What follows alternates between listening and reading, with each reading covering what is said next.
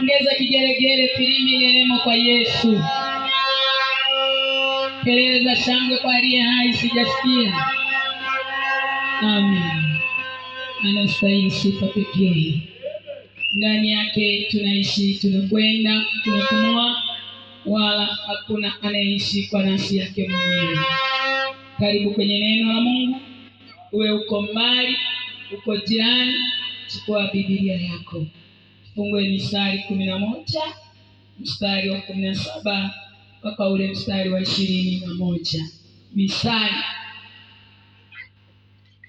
Neno la Mungu linasema, mwenye rehema huitendea mema nafsi yake, aliye mkali hujisumbua mwili wake.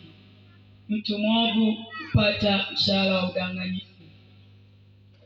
Apandaye haki ana thawabu ya hakika, haki kuelekea uzima. Afuataye maovu hufuata mauti yake mwenyewe. Wenye kuharifu moyoni ni chukizo kwa Bwana, walio wakamilifu katika njia zao humpendeza. Hakika mtu mwovu hatakosa adhabu, bali wazao wenye haki wataokoka. Haleluya! Punga huo mkono juu kama unampenda Yesu jioni ya leo. Jumbe wangu jioni ya leo, uovu una kazi ya kumdanganya mwanadamu, lakini anayefuata haki anapata uzima. Uovu una kazi ya kumdanganya mwanadamu. Haleluya! Nikisema uovu ni dhambi, nikisema dhambi ni shetani, nikisema shetani ibilisi, ana kazi ya kumdanganya mwanadamu. Na wanadamu wengi chini ya mbingu wamedanganywa na uovu. Unaongea ndani mwao, unazungumza, unawaambia mambo ya kufanya, hapo ndio mdanganya. Manake ule uovu anaona kama ni kitu kizuri ili endelee kukaa kwenye hayo. Fadhali ni wewe mwenyewe unanisikia. Uovu ulioubeba ndani mwako kuna kazi ya kukudanganya. Unazungumza na mwanadamu, awe msinzi, usitazungumza naye. Wakati mwingine uzinzi anaona kama kitu kizuri, maana shetani amempindua fahamu. Kichwa chini miguu juu. Anaona kama kuna raha fulani, ni kama kuna kitu kizuri anakiendea. Umedanganywa. Msalaba ni mauti mwanadamu, iko neema leo ya Yesu Kristo mwana wa Mungu aliye hai. Akiingia moyoni anaondoa uovu, hautadanganywa na dhambi. Mwanadamu utakuwa salama, utageuzwa fahamu zako zimwelekee Baba aliye hai. Uovu unadanganya mwanadamu. Hata mama kwenye ndoa akikosewa na mume wake, dhambi kianza kuongea ni kama kitu kizuri. Siku alifanyaje? Achana naye, amekuzoea mno. Kwanza amefanya hivi na hivi, tena nasikia mafaili ya makosa unafurumua, unatoa, kuna hojaji ile, kuna hakimu. Dhambi inaongea na mama haelewi kwamba ni dhambi, haelewi kwamba ni uovu. Maana dini anaenda kusali, lakini haelewi kwamba kinachoongea ndani mwake ni dhambi, ni uovu. Na unakudanganya, na ndani ya huo udanganyifu kuna uharibifu, kuna mauti ya ndoa yako kwenye uovu. Mama, kuna mauti ya roho yako kwenye uovu. Kijana, kuna mauti ya roho yako kwenye uovu. Baba, iko neema leo ya Baba. Ukiingia kwake anaondoa uovu moyoni, wala haizungumzi dhambi ukiwa na Yesu moyoni. Imedanganya wasomi na wasiosoma. Dhambi inaongea, inadanganya. Hata mchawi anaporoga na kutenda mambo ya uzalimu na hila na mabaya kwa wengine, inaongea ile dhambi mle, anaona kama anafanya vitu vya maana. Sikiliza mtu wa Mungu, kanuni ya shetani kumdanganya mwanadamu, ili akae kwenye udanganyifu wake, afuate mauti. Ndio maana Mungu anasema, kila afuate uovu afuata mauti yake mwenyewe. Heri ukigeuka jioni ya leo, karejea kwa Baba wa roho, aondoe uovu unaongea ndani mwako, ili mwanadamu we salama. Bwana na nena simba kabila wa Yuda akiingia ndani ya moyo mwanadamu anaondoa uovu. Kwa hiyo huyu mtu hatasikia dhambi inaongea ndani mwake. Hakuna dhambi. inazungumza neno la Kristo. Kwa maana anasema mtu mwenye rehema, mtu anayesamehe, mtu anayeachia, asiyeshikilia uovu, anaitendea mema nafsi yake. Mtu mwenye rehema, mtu asiyeshikilia uovu, mtu anayejua kuachilia, kusamehe, anaitendea mema nafsi yake. Maana huo ndio uzima, huo ndio usalama. Mwanadamu kutembea na sheria ya Baba aliye hai, kutii maagizo ya Mungu aliyekuweka chini ya mbingu mwanadamu, hapo anaitendea haki nafsi yako Bwana. Najua shetani anamtumia mtu mwenyewe aifanye nafsi yake ende kwenye mauti, anaende jehanamu. Mwenyewe anamtumia kwa sababu moyoni huna Yesu. Anazungumza naye hata kama anataka kuharibu au kuua ndoa, anazungumza na mwanandoa huyo huyo. Hata kama ni binti anataka kuharibia maisha yake, anazungumza naye, anaweka mle uovu. Hapo anaanza kusema naye, yaani umeumbika huko vizuri kweli, tukitembea wengi watakutamani mwanjiani. Binti anaona amemaliza kweli, anatoka anajitikisa. Hapo amempa na namna ya kutembea, kusihilisha kuna uovu unazungumza mle ndani. Yuko Yesu leo haweza kukuokoa binti, siende kwenye mauti. Salama yako, kimbia kwa Bwana jioni ya leo. Ondoa uovu moyoni, usikudanganye. Mwisho wa dhambi ni mauti. Hakuna usalama kwenye uovu. Na anapoongea shetani kama na kitu kizuri kweli, na utashangaa ananunua mapoda, anapaka maunga. Toto gani sema jilembe kabisa, wewe ni binti, toka kabisa, au tukitokezea hivi kweli onekana umependeza. Ana maana yake mle. Na huyu binti sio kama anapendeza tu, mle kuna sauti. Na ni kweli akitembea, kwa sababu himo hili naongea mle ndani huo, anakutana nao na wenyewe wala ambao viuno havijui. Ati dada umependeza. Amejichomeka kwenye uzinzi, amejichomeka kwenye uasherati. Sio salama hiyo. Yuko Yesu leo haweza kukoka ukawa salama. Toka kwenye uovu ulionao, toke kwenye uzinzi ulionao, toke kwenye utawi ulionao, toke kwenye uganga na machini, wala sio salama ya nafsi yako. Mtu atakapokuwa mganga anajua mapepo ya utambuzi amemwelekeza majani eti ni dawa, anaona kama na vitu vya maana kweli, kumbe ni uovu, kumbe ni mauti hiyo. Ni jehanamu yako mwenyewe. Hayo mapepo ya kuzimu yatakupeleka motoni. Geuka jioni ya leo. Yupo Baba wa roho, aweza kuondoa uganga, aweza kuondoa pepo za utambuzi, aweza kuondoa majini moyoni, mwanadamu akawa salama. Wewe ukoje? Dhambi inadanganya mwanadamu. Una nini moyoni? Una moyo wako ni saidi. Hata kama mtu ana visasi na mtu, inazungumza dhambi ya visasi. Mtu amebeba hila, anatania nini? Ataniona nataka nikukomoe, nitamkomoa. Ataona mimi ni nani. Si ndio unavyojivuna na dhambi? Hapo anaona anaenda kumkomoa yule. Umenajikomoa mwenyewe. Dhambi ya kupeleka motoni imebeba mauti ya nafsi yako. Heri ukija kwa Kristo leo, aondoe uovu moyoni, aondoe visasi, aondoe manunguniko, aondoe hasira. Mwanadamu jaye neema na rehema. Anasema mtu mwenye rehema anaitendea mema nafsi yake. Hawezi kuwa na rehema moyoni bila kuwa na Mungu. Yaani huwezi ukajua kusamehe bila Yesu kuwemo moyoni. Ndio maana mume na mke nani wanaishi panya na paka, kila mtu na mambo yake, na shetani ameweka huko na ameweka kwa mwanamume na kwa mwanamke.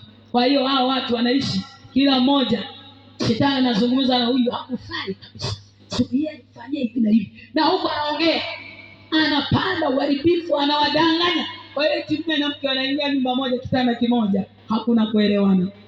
Yukario ni mfalme wa Mungu, ni Baba Muumbaji, aweza kubomoa kiambaza na ukuta unaotenga na mke wako na ukutenga na mume wako. Njoo kwa Yesu leo salama Bwana. Siende kwa mganga.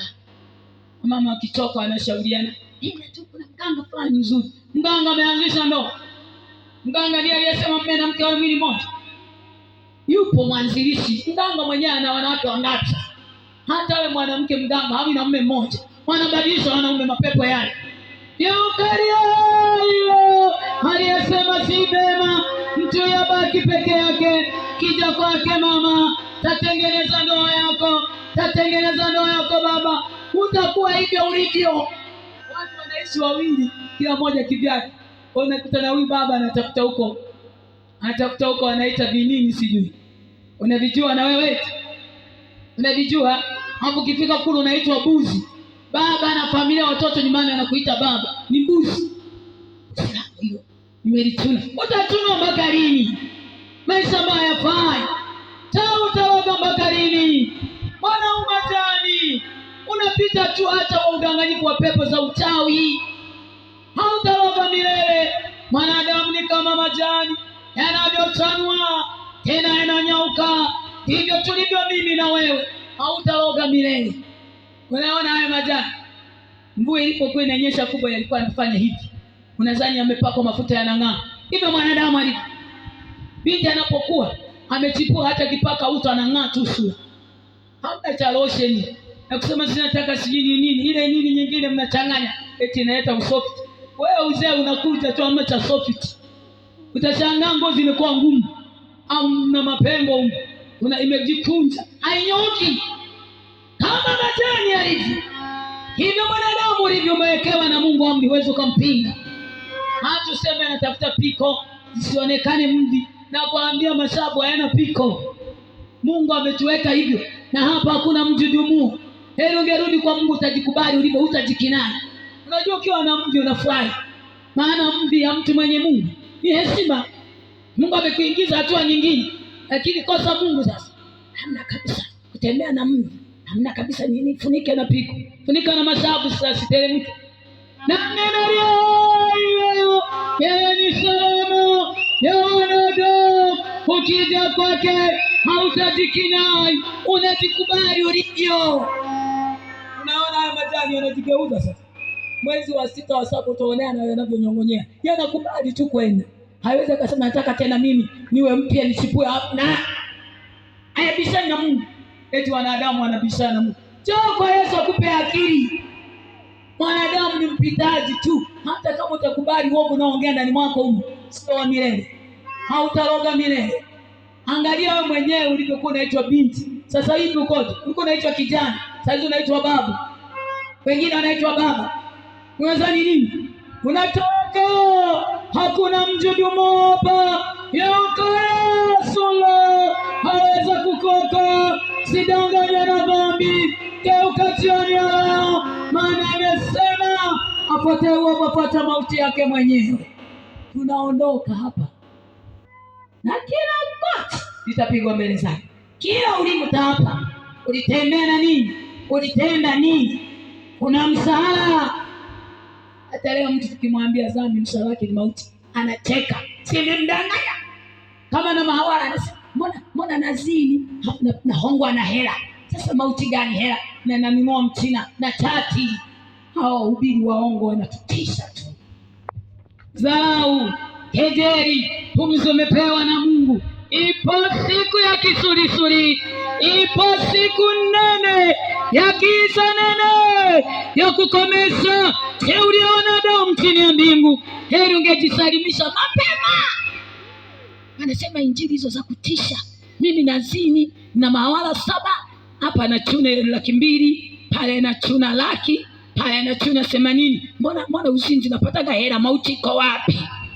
Hauioni na macho ulionayo, maana umepofusha fahamu, umeibiwa, umetekwa. Iko neema leo, fungu kutoka kwenye hivyo vifungo, urejee kwa aliyekuumba leo, ili ufahamu rudi sawa. Unajua yani mtu akishadanganywa na dhambi, yeye anajua eti anazini, eti mshahara kupewa hela, na yule anayehonga anajua mshahara ni ile kubembelezwa. Wababa wanabembelezwa na makahaba, anajua ndio mshahara, atanifariji moyo. Inakufariji ya kuchuna tu ile. Unajua anayefariji moyo wewe? Kama anaweza kufariji moyo wako, inakuibia, unasema inakufariji. Umeibiwa wewe, na umekuwa kwenye chupa zezeta wake. Eti anatoa hela, anaonga 80, niambie bwana busu. itatoka hapa sema umepata magonjwa hayo. Mwisho ni tena chako Yesu aweza kukoka mwanadamu kwa salama, fahamu zikafunguliwa, ukamjua Baba wa roho na kuchukia uovu Bwana.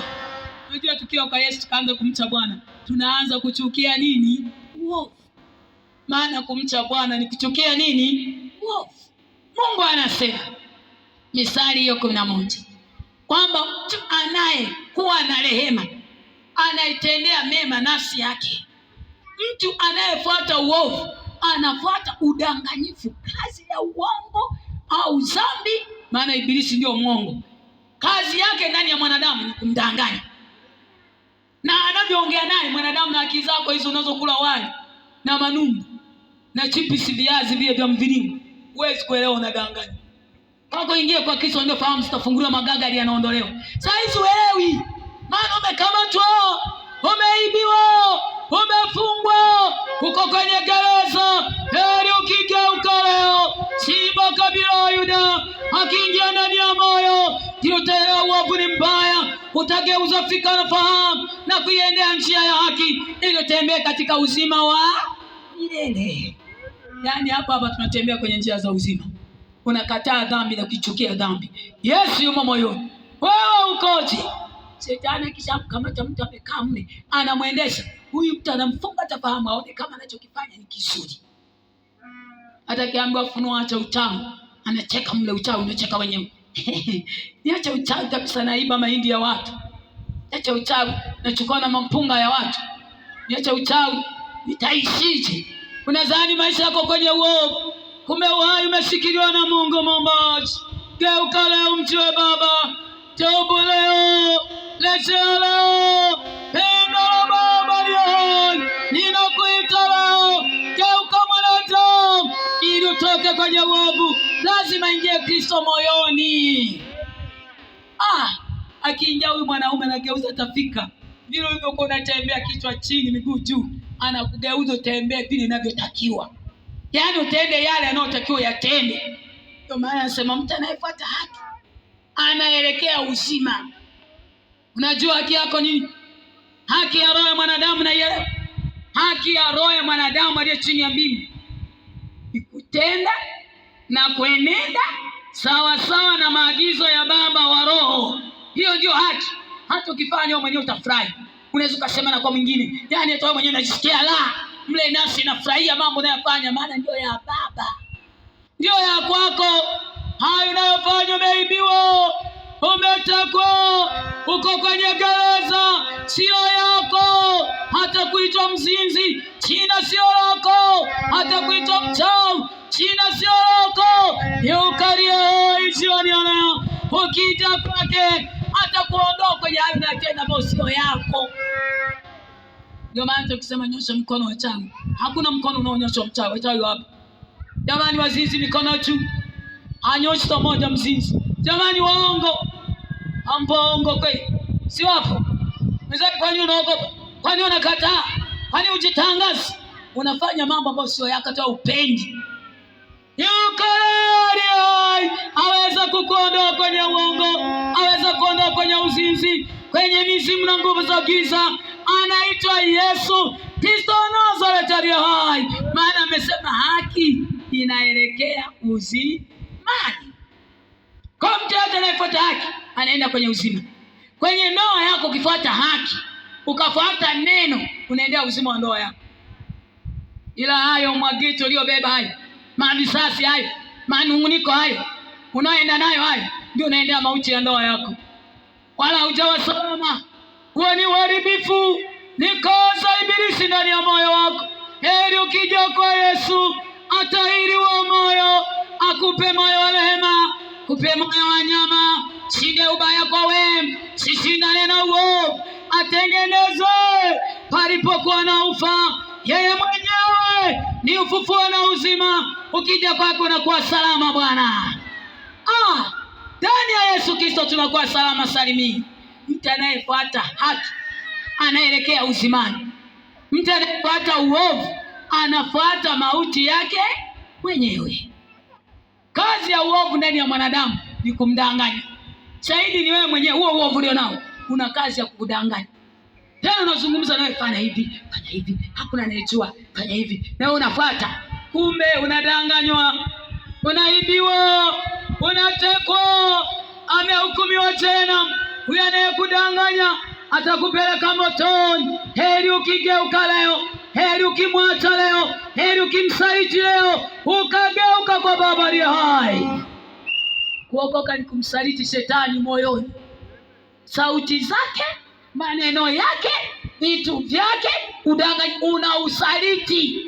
Yaani unamkana peupe kwamba umukai, nimeamua kuokoka, sitaki kufuata mambo yako haya na haya na haya, nataka nifuate Mungu aliyeniumba.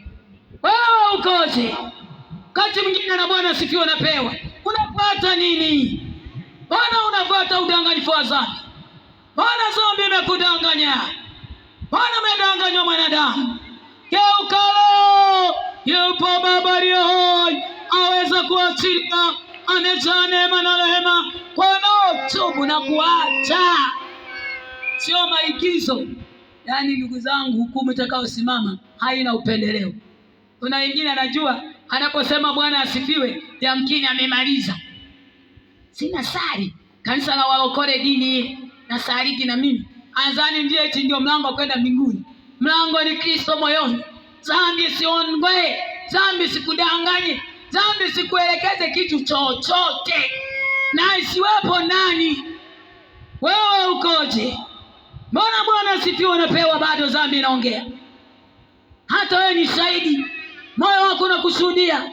Tubu, geuka mwanadamu. Acha hizo njia mbovu. Acha uchawi, acha uongo, acha uzinzi, acha mizimu, acha nguvu za giza. Geuka, acha uovu ulio nao. Moyo wako ni shahidi. Tafuata uovu bakalini, mwisho wake ni jehanamu. Mtu atembea na mauti hapa anacheka. Ni mambo ya ajabu. Umeona mtu anacheka kwenye mauti wewe? Anacheka kabisa. Anachekea kwenye dhambi. Ndivyo ulivyo. Mwisho wake ni pabaya. Heri ungegeuka leo. Asiendelee kudanganya huyo. Amedanganya watu wengi. Wanaenda tu kwenye madini yao. Lakini huyu mtu anachofuata sio Kristo moyoni. Hata neno alipo moyoni. Tena neno analidharau, analikejeli, analikataa. Lakini ndani ya moyo mwe dhambi inaongea na anaifuata. Utamwona Mungu. Mbingu ni za watakatifu waliojikana, waliokataa mambo ya moyoni na kumgeukia Baba katika roho, kwenda njia kweli na uzima, kutembea na maagizo yake katika roho na kweli. Wewe ukoje? Na moyo wako ni shahidi. Saizi Bwana asifiwe ni sawa na mwangaruka. Tena mtu asipopewa anachukia. Sasa Bwana asifiwe si ni salamu, tutabadilisha nini? Sasa wanaipenda kweli. Bwana asifiwe mtumishi. Yupi Bwana unayemsifu? Mbona uliyobeba sio ya Bwana? Mbona yawaza sio ya Bwana? Mbona yaongea sio ya Bwana? Geuka leo, ipo neema ya Yesu aliye hai, aweza kukuokoa kuondoa uovu ulionao. Mwanadamu kawa salama Bwana. Salama sio Bwana asifiwe tunapeana. Sio. Mungu analiangalia neno kwa mwanadamu apate kulitimiza. Anayefuata uovu atadanganywa na Bwana asifiwe anapewa. Kuna faida gani? Mwisho wake ni mauti. Mwisho ni jehanamu. Na Bwana asifiwe hiyo unatamba nayo. Bwana asifiwe mtumishi wa Bwana. Si nani Bwana asifiwe Bwana. Bwana miti. Tubu leo. Acha njia mbaya. Acha uovu. Acha mlomolomo. Acha utesi. Acha hasira. Acha uongo ulionao. Acha uzinzi. Geuka, acha njia mbaya mwanadamu. Yesu amejitoa sadaka. Kila mtu anayekubali moyoni amwendee, anaondoa dhambi moyoni, anaondoa laana moyoni, anaondoa vifungo, anageuza moyo wa mwanadamu aanze kuchukia uovu na kuendea mambo yale Mungu aliyomwelekeza. Wewe ukoje? Misali anasema mtu yeyote anayefanya machukizo moyoni, anayetenda machukizo, anayetenda mabaya ni machukizo machoni pa Mungu. Na haya yote yamo ndani ya moyo wa mwanadamu. Hata dhambi inaongea moyoni. Mnaweza mkaa hivi watu wawili, uelewe huyu shetani anaongea naye nini na huyu haelewi. Hata mume na mke, mume na jirani, mmekata na mpendo, anachoongea huyu shetani naye ni kingine, na hata kama mnafanya kazi wote mko kazini, anaongea kila mmoja namna yake section aliyompa.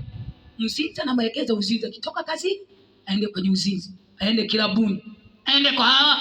Haelewi mtu mwingine, hata kichukua simu na mtu shida naye anachati haraka, wanakubaliana kutae saa ngapi kwenye dhambi.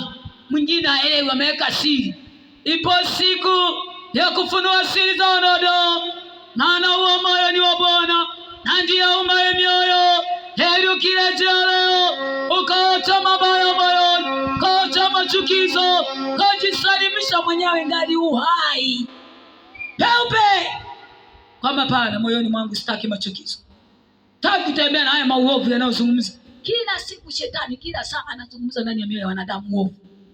Nyerere wanachati na shetani, iko hivi, fanya hivi. Wewe ni kufuata tu, umekuwa robot ya ibilisi. Bwana ni Mungu amekuumba mwanadamu. Bwana unapumua pumzi ya Baba aliye hai. Geuka leo, rejea leo, liko pendo la Baba aliye hai. Anaweza kukuokoa kutoka kwenye udanganyifu wa dhambi.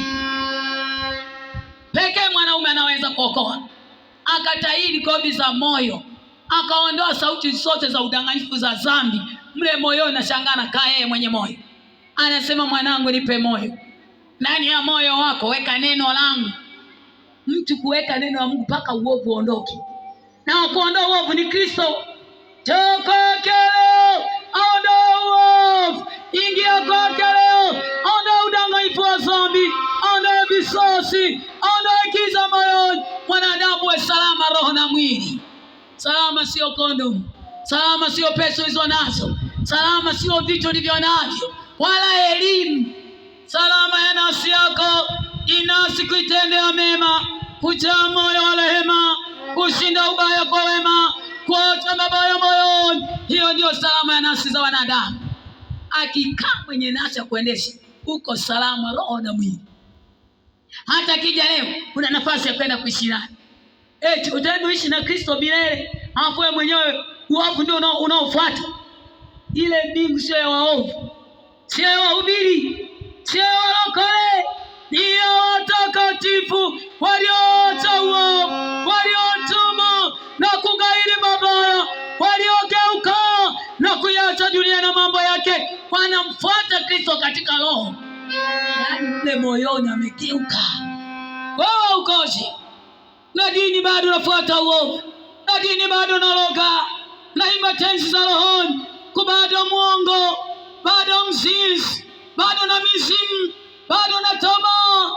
Geuka leo, rejea leo, geuka moyoni, ili neema ya Mungu aliye hai ikuokoe, ikutoe kwenye udanganyifu wa dhambi. Shetani ana kanuni ya kudanganya wanadamu kila siku, na anazungumza nao nadhani amewaua. Wanaongea na jambazi, wanaongea na mwizi, na anazungumza na wewe tena kukuelekeza, mpaka anamwendesha mwanadamu na kumpangia na bajeti na mambo mbalimbali, fanya hivi, twende, na unafuata tu. Geuka, tubu leo, acha njia hizo mbaya, mpe talaka leo, achukue uovu wake wote. Tena shetani peupe kumpa talaka kwamba humu ukai, taka kufuata uovu tena. Kumbe umenibebea mauti tena, huku unanionyesha mambo kana kwamba kuna faida kwako. Jana nadanganya mabinti saa hizi, huwezi kuwaambia kuacha uzinzi, wanaona kama kuna faida. Shetani ameshawaambia. Wachawi wanaona kama kuna faida, kumbe mshahara wa roho atalipa Baba wa roho. Huo ni udanganyifu. Hayo ni mazingaombwe anayokudanganya tu. Uko mshahara wa kila roho ya mwanadamu, yale uliyoyatenda yatafuatana nawe kwenda kwenye mshahara. Haya na kudanganya tu. Maana hata kwa Kristo alitokea akasema, hebu angalia haya, unaona miliki hii. Shetani ambaye hajaumba anamwambia muumbaji tena, unaona miliki hii yote nitakupa, vyote hivi vitakuwa vyako ukinisujudia. Unaona anavyodanganya. Jana anamwambia Masia ambaye amekuja kuokoa mwanadamu, eti amsujudie yeye afa ampe vitu, wakati sisimizi hajaumba. Na ndivyo anavyokudanganya wewe. Hayo mazingaombwe yake, huo ni udanganyifu wa kupoteza. Simwone Mungu milele. Geuka leo, rejea leo kwa Baba aliye hai. Usidanganywe mama, usidanganywe. Usidanganywe kichoni, usidanganywe baba. Toka kwa mwizi jioni ya leo. Amedanganya watu wengi. Saizi ibada ni za maigizo tu. Watu ndani ya mioyo wamekata kumfuata Mungu. Wanajiekti, wanajiigiza, wana miungu yao. Kwa waganga yumo jumbili. Niangalie unione. Tena yuko kwenye tenzi za rohoni. Takutumaini mwongo. Na yule mganga si tumaini lako. Na yale mizimu ulionayo. Na hayo majini. Na hayo mauchawi ulioficha si ndio tumaini. Dhambi imekudanganya inaongea humo, unatumaini lipi tena? Geuka, acha njia mbaya hizo. Acha njia mbaya mwanadamu. Acha udanganyifu wa dhambi. Acha uovu, mwisho ni mauti. Acha mabaya. Acha mabaya ulionayo. Tadanganya na ibilisi bakalini. Saizi ni kushinda kuvunja miti. Ni kuachika tu. Ni kuachana tu. Shetani anasema utakuwa single. Kiwa single maza unakuwa huru. Tadanganya hivyo bakalini. Wewe unaweza kuwa huru kwa akili zako. Tazama mtu akiona ni Kristo, neno linamweka huru, bali na dhambi, bali na laana, bali na miungu. Mwanadamu ndiye anawekwa huru. Unaweza kujiweka huru wewe mwenyewe.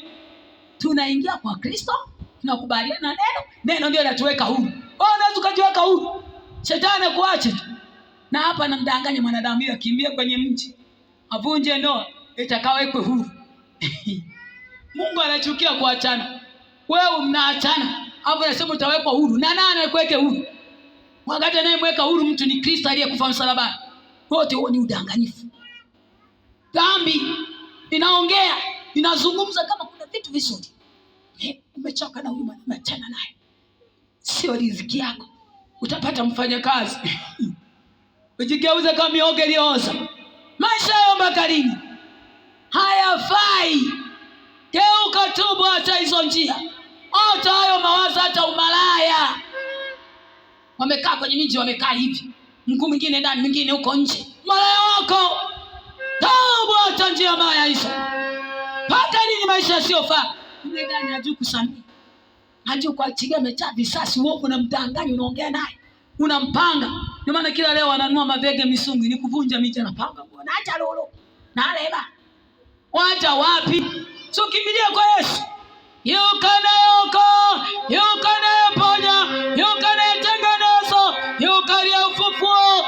Anaitwa Yesu Kristo Nazareti hai. Ndani yake tunakuwa salama roho na mwili. Geuka leo, akupe akili Yesu. Ukija kwake atakupa akili. Yeye mwenyewe ni akili. Yeye mwenyewe ni ufahamu. Maana hatuolewi na vitu. Wewe uliolewa na mume, sio na vitu. Hatuolewi na vitu. Na wawili wakiunganika ni mwili mmoja, hakuna kutengana kifo.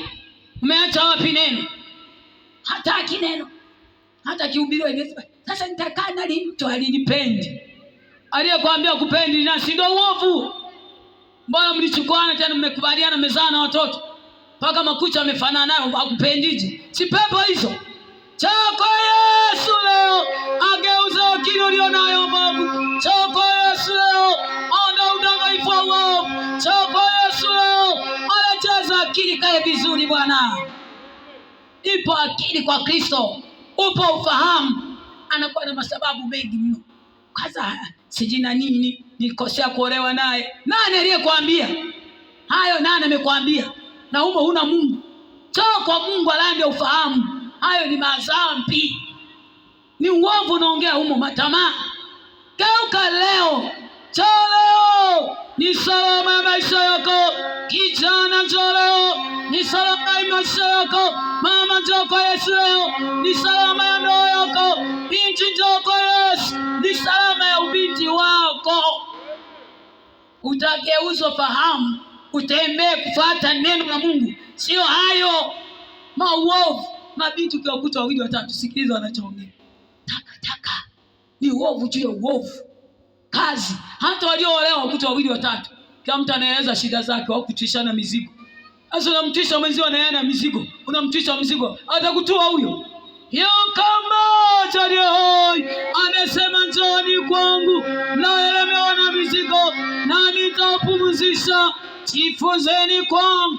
Nia yangu ni laini. Mzigo wangu ni mwepesi. tapata raha nafsini. Tunamtisha mwanaume mmoja tu aliyeenda msalabani. Simama kwa miguu hiyo miwili Mungu aliyokupa. Naamini kwa muda mchache huu Bwana amesema nawe. Dhambi inadanganya mwanadamu. Isikudanganya wewe jioni ya leo. Ni siku ya kuipa talaka dhambi. Ni siku ya kuipa talaka uovu. Yamkini unazungumza ndani mwako mpaka sasa, kwa kuwa neno limetumwa. Mwambie leo, uovu hautanidanganya. Sitaki kufuata uovu tena. Maamuzi yamo ndani ya moyo, na unachoamua ndio unapata kwa Mungu. Sio dhalimu.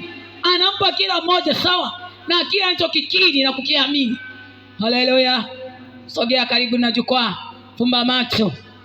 Amini Bwana amesema na mtu jioni ya leo, na itakuwa ni heri uliyesikia na kubali neno moyoni lilete matokeo. Fumba macho, sema asante Yesu kwa neno lako uliolituma. Kwa jina la Yesu ninakiri kwenye kinywa changu, kuanzia leo nakataa kufuata udanganyifu wa dhambi. Kwa jina la Yesu nakataa kufuata uovu moyoni mwangu. Kwa jina la Yesu Bwana nisaidie.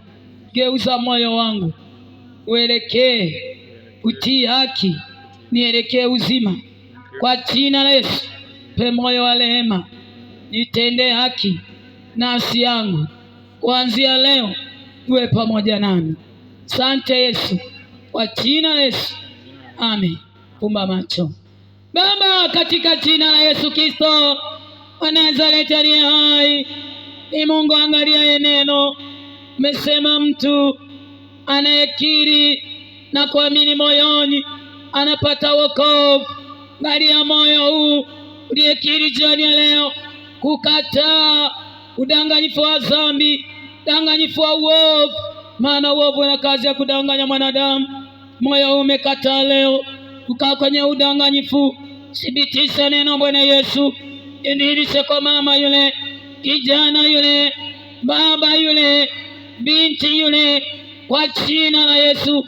Mwana wa Mungu aliye hai, aifuate haki, aelekee uzima, afuate neno, fuate kweli yako, aelekee uzima, uzima wa nafsi yake, uzima wa roho yake, uzima wa ndoa yake, uzima wa uzao. Chini ya neema na rehema zako ninafunga kila nguvu za giza, ninazimisha mishale ya adui, ninaboma madhabahu za kuzimu kwa jina la Yesu Kristo, mwana wa Mungu aliye hai. Neema iwe juu ya kila moja moja. Thibitisha neno ambalo umelituma Baba. Sema haliwezi kurudia wewe kamwe, tatimiza mapenzi yake. Jehova ile Mungu mkuu, kwa ulimi uliokiri na moyo huu ulioamini neno lako Baba, lizibitike, liwe hai ndani yake. Atoke mwovu ndani, asikae tena kudanganywa. Kuanzia leo ingie ukurasa upya, na siingie ndani yako. Simba kabila wa Yuda, kwa jina la Yesu Kristo, mwana wa Mungu aliye hai. Thibitisha neno kwa moja moja. Midi utukuzwe Mwokozi, maana umetenda, utukuzwe katika jina la Yesu Kristo Mwokozi wetu, kiomba na kushukuru. Amen. Pigia